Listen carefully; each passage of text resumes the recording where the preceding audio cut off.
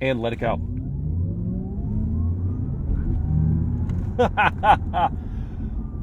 Okay, 3 seconds to 60. Hey crew, I've got the key to that 22 Audi RS e-Tron GT.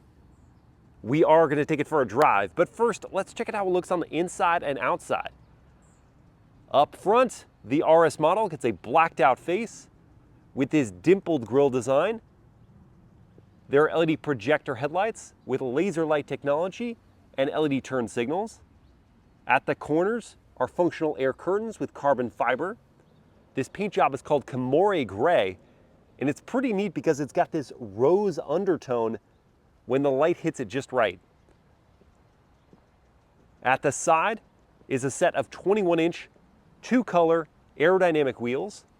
They're wrapped in Goodyear Eagle F1 tires, 265 section front and 305s at the rear. Within those wheels are standard carbon ceramic brakes with red calipers. This is one of your 2 charge port doors. On this side, it's for level 2 charging, and on the other side, it's for DC fast charging. This is a functional air channel here. You get carbon fiber for the mirror caps, roof, and lower sills. There's some gloss black below that, and for the window trim. Stepping back to look at the profile, the RS e-Tron GT is crazy low. It's lower than an A7. It's barely taller than an Audi R8. Gentle slope to the roofline brings you back to a cool LED taillight bar. You get LED turn signals and gloss black and carbon fiber for your jutting diffuser. This car looks so futuristic and fast. It's more stylish than the Porsche Taycan, its stablemate, and I want to hear from you. Which would look better in your driveway, this or a Tesla Model S Plaid? Let's check out the interior. Opening up and looking inside at this Black Nappa Leather interior with the Year 1 package. Get red contrast stitching, red seat belts, perforations, a quilted pattern, and rear seat heating. Also, unlike the Taycan, there's actually a middle seat. On the doors, it's leather up top with contrast stitch, suede inserts, padded leather for the armrests, one-touch up-down windows, injection molding down low, and a standard Bang & Olufsen 3D sound system. There's carbon fiber for the tread plates on this trim, and getting in is a bit of a hazard for taller folks. The low roofline and high seat height means you have to kind of contort your body to clear the roof. Behind my own seat at 6 feet tall, knee room is pretty decent. The seat back's all in leather. The foot pockets are good to slide my feet under, and thigh support isn't that bad because they arranged the batteries in such a way that they can make these cutouts for rear passenger comfort. I hesitate to say that because my head is pressed against the roof and I can't make it back to that headrest. This is better than the glass roof of the standard e-Tron GT, but it's still not perfect. It is suede wrapped, so that's nice. You do have air vents in the middle, a third zone of climate, and your rear seat settings. 2 USB-C ports are hidden underneath this middle seat, which if I try to make it onto, is not going to go well. So there isn't, of course, a drive shaft hump, but they arrange the batteries as if there is one, so getting into the middle seat is tough, and then, of course, headroom is even worse. Recommendation, just put 2 smaller adults back here. Don't put anyone in the middle, and then you can have an armrest with leather padding and 2 cup holders. So the back seats have enough in the way of features and legroom, but headroom is a problem, and with these giant buckets of seats, I can't really see around them. Let's check out the front. Door close noise is very solid. We've got smart keyless entry for the rear and front doors. The front seats, aggressively bolstered with RS badging on them. Front seat heating, ventilation, and massage. Get power adjustments including lumbar and thigh extensions. Red stitching on the floor mats, aluminum accents for the foot pedals, illuminated RS tread plates with carbon fiber. We add carbon fiber detailing to the front doors, and there's just this layered design of the door that's very geometric and cool. You get power adjusting and power folding door mirrors, 2-position memory for those front seats. Down low, you can pull up to release the trunk lid, and inside we find 12 cubic feet of space. This is in addition to the front trunk, which is not massive, but you can add some stuff. I could not fit myself inside it. If you want to expand the rear seat space, you can 60/40 split fold those rear chairs. Underneath the floor, there's just a little bit of extra storage, and it is pretty high with the batteries underneath it, so the items will need to be long and low. There are deep cubbies on either side, and you get a 12-volt outlet. Power close and lock feature on the trunk lid, which comes down quickly and quietly. In the front seat, drivers get this suede wrap steering wheel with a flat bottom, nice aluminum paddles on the back, some gloss black for your controls here that can reconfigure the digital gauge cluster. There is a head-up display, suede wrapping with red contrast stitching, and leather topping for the dashboard. On the passenger side, get this e-Tron logo that illuminates at night, carbon fiber for the inlay, and again, more layering going on here. This infotainment system is quick responding and has great resolution. You also have wireless Apple CarPlay and wired Android Auto. Below the screen are physical climate controls. I'm glad to see those. Additional settings below that. Gear selection off to the left, little cubby, and then in lieu of a physical volume knob, you've got this dial that works most of the time. Lots of gloss black around the cup holders. That's bordered by suede wrapping. Don't love the gloss black because it's very difficult to keep clean and scratches easily. Back here under the leather padded armrest, we've got wireless smartphone charging, 2 USB-C ports that you can't really see, and a DC outlet. Not much in the way of storage at all, though. Visibility is constrained, certainly. You do have standard blind spot monitoring and rear cross traffic, thankfully. This cabin is really cool looking and super sporty. It's just definitely more like a sports car in terms of space for those rear passengers than it is a sedan. Let's take the Audi RS e-Tron for a drive now.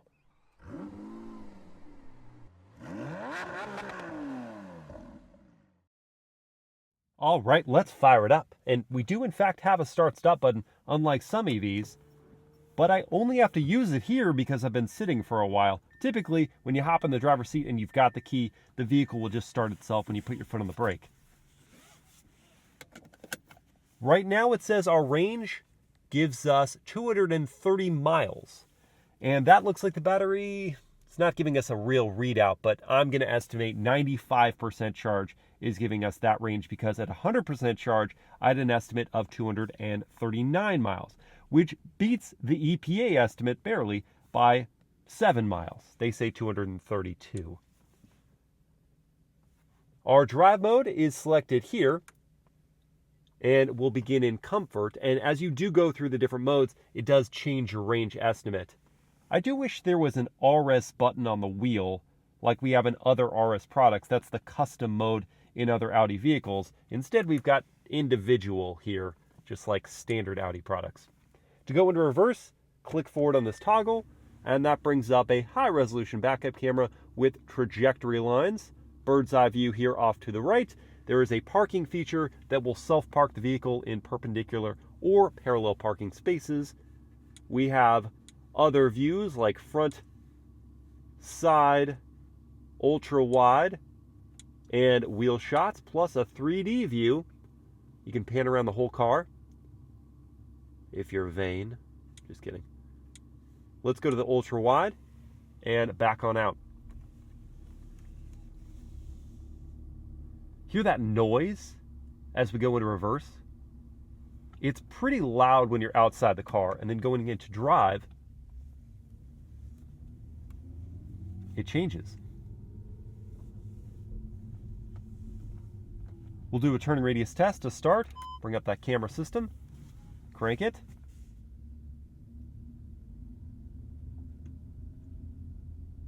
And just be blown away by how tight that turn is. The rear wheel steering system pivoting in the opposite direction of the front wheels. So useful for maneuvering. Turn signal sound. It's a mellow melody. I like it. And the world famous horn test. Yes, I hear you. I mean, not a whole lot above the sound that this car is just emitting, which is fairly loud. inside and out. Powertrain. In the Audi RS e-Tron GT, we've got 2 electric motors, 1 at each axle, giving us an all-wheel drive system. Of course, it's an Audi. It's got to have quattro. And they are paired with a 93 kilowatt-hour battery pack. The output, 637 horsepower and 612 pound-feet of torque. That is with the full-on boost feature. It dials back just a bit after about 2.5 seconds. And that power output is an increase over the standard e-Tron GT's 522 horses and 472 pound-feet of torque. There is, unlike a lot of EVs, a 2-speed transmission in the RS e-Tron GT, but really the first gear is only ever used for launch control. Otherwise, you're just cruising around in the 2nd gear.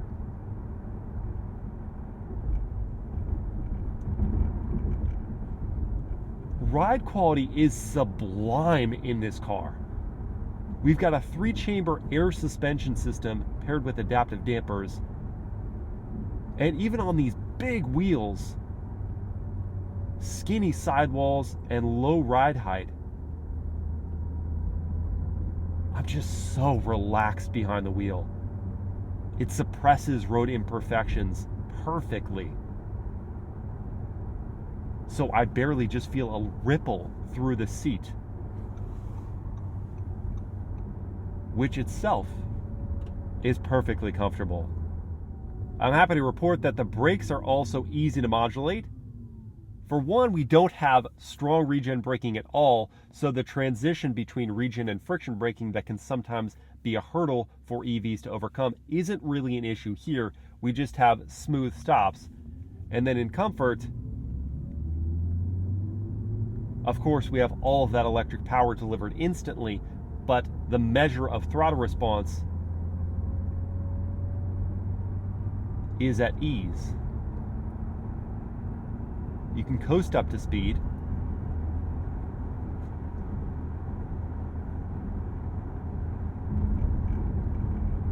And then when you're cruising at speed,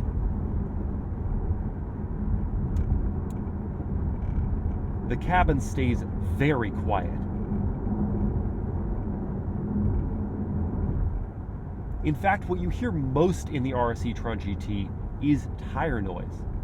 Wind noise is subdued considerably, and road noise isn't really an issue. It's just that tire noise that comes through.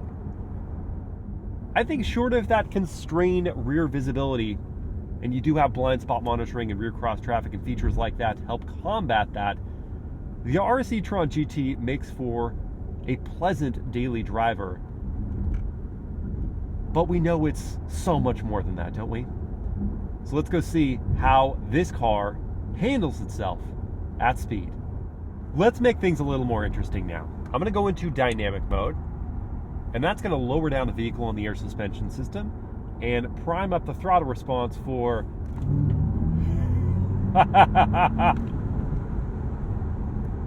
velocity. Just right away.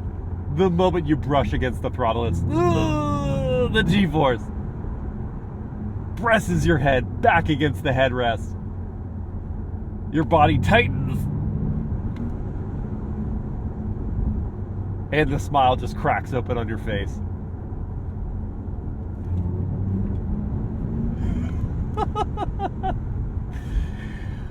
Oh, it's quick. It is very, very quick.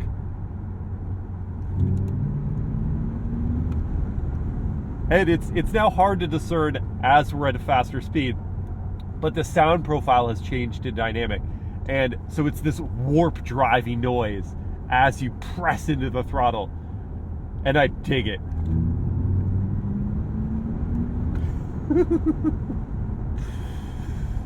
You're instantly at the helm of a spacecraft.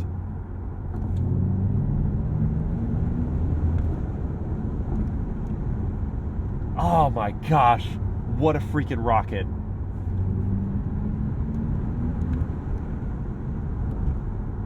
The mid-range performance is astonishing.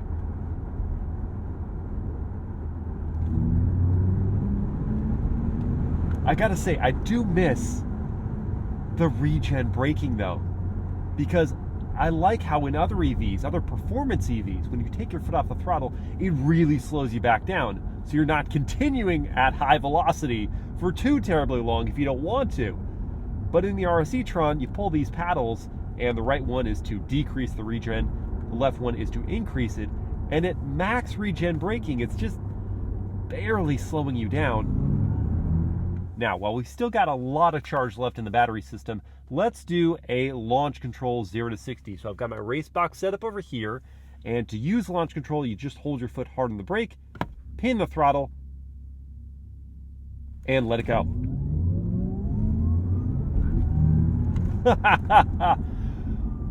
Okay, 3 seconds to 60. And I really felt the kick of the gear change into second.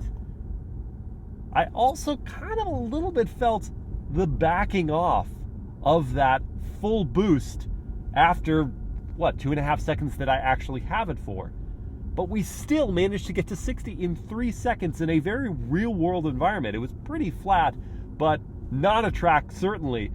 3 seconds to 60 with the G-force that generates is a lot of fun. Now, straight line acceleration can get old after a while, but with the RS e-Tron, that's just the beginning. Because thanks to those carbon ceramic brakes, and thanks to the rear wheel steering...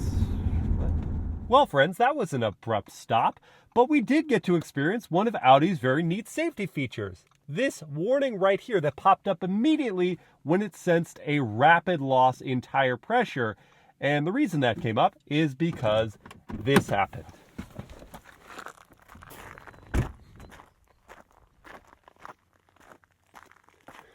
That's a deflated tire. And it's unfortunate that it happened as we were experiencing some of the fun of the RS e-Tron GT, but it is very cool that the feature showed up immediately, so I knew to pull over and throw on the hazards. Now let's get this fixed up and finish off the review.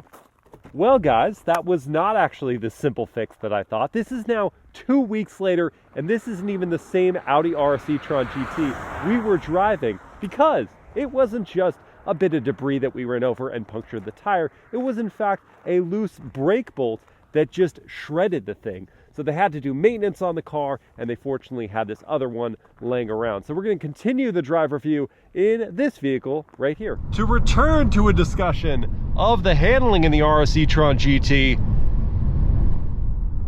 Moment of truth? Yeah! No punctured tire. Yes, the carbon ceramic brakes do a great job when you're not dealing with a loose brake bolt, scrubbing that speed, and then the car stays super flat through curves, thanks in part to the low center of gravity, in addition to the rear wheel steering system and torque vectoring that it does. So you have this plantedness and this power out of curves that can become intoxicating. Thank goodness these brakes are up to snuff, because you carry some serious speed. Props on this steering feel too. It's sharp and fluid, not overly weighted. You can just settle into switchbacks like this and feel very confident very quickly.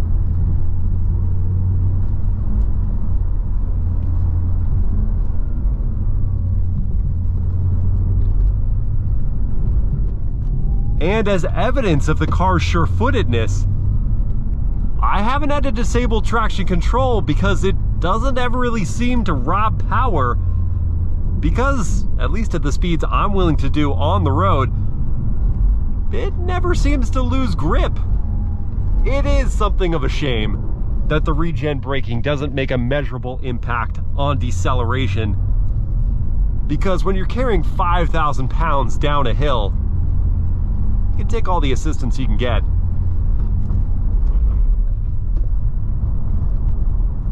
I think it's time now to assign a miles/hour word of the day to the Audi RS e-Tron GT.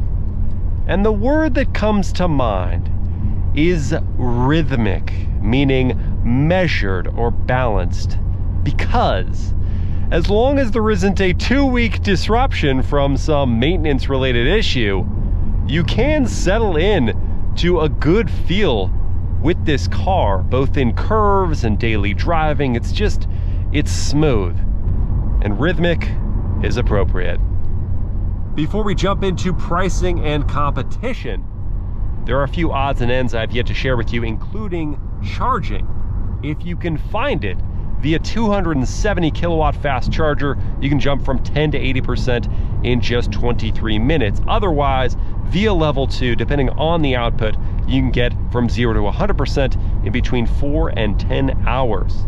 I would love to share with you how the range of the RS e-Tron GT has held up from its 232-mile official 100% charge, but because we had a different RS e-Tron when we started to this new one now, I can't really show you the data. I can say anecdotally that even driven hard, this car holds on to its range admirably. And, you know, around town, daily driven, it seems like a true 232-mile range. The top speed, we haven't talked about that, that's 152 miles per hour.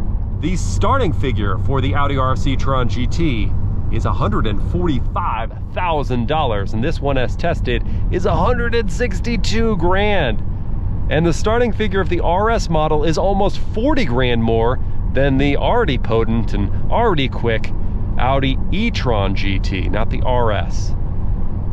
Compare that to vehicles like the Tesla Model S Plaid. That's $137,000 to start. It makes 1,020 horsepower, gets to 60 in 2.1 seconds while getting a range of 348 miles. We also have the Lucid Air GT Performance. That's $181,000. It does make 1,050 horsepower, gets to 60 in 2.7 seconds, all while achieving a range of 446 miles. Oh, look, a Lucid Air right there. I've saved the most expensive competitor for last. Whee! It is Audi's stablemate Porsche and their Taycan Turbo S, which starts at a whopping $186,000. It makes 750 horsepower, it gets to 60 in 2.4 seconds, and it has a paltry 225-mile range. That means that even at 145 grand, the RS e-Tron GT is the least expensive to start. It does make the least power, it is the slowest to 60, and it has the second worst range. Can I just be honest? This entire segment is too expensive. I know it's emerging technology, and that is just costly, but wow. You've got to really be in love with this kind of car to spend that kind of money on it. But I suppose if you are, you kind of just pick your flavor. If you want just absurd straight line speed, the Tesla Model S Plaid is just about impossible to beat, except for maybe the Lucid Air Sapphire. We got to see about that one. And of course the range on that one's great as well. If you want a more luxury feel, the Lucid Air is here for you, also with just, I mean, astonishing range in addition to performance in a straight line. The Taycan Turbo S probably makes the least sense to me because it's really this car just a little more buttoned up and with a Porsche badge on it. The RS e-Tron GT, therefore, with me going, oh my gosh, at the sticker shock, is probably how I'd go about it. You have great ride quality, it looks cool, it's stinking quick as I would think I'd ever need a car to go. The only problem being the range isn't as great as the Lucid or the Tesla, and the rear seat space is kind of tight. Hope you guys have enjoyed this POV drive review. If you did, please like, comment, and share the video. Subscribe to the channel, hit that bell to get notified, and I'll see you next time.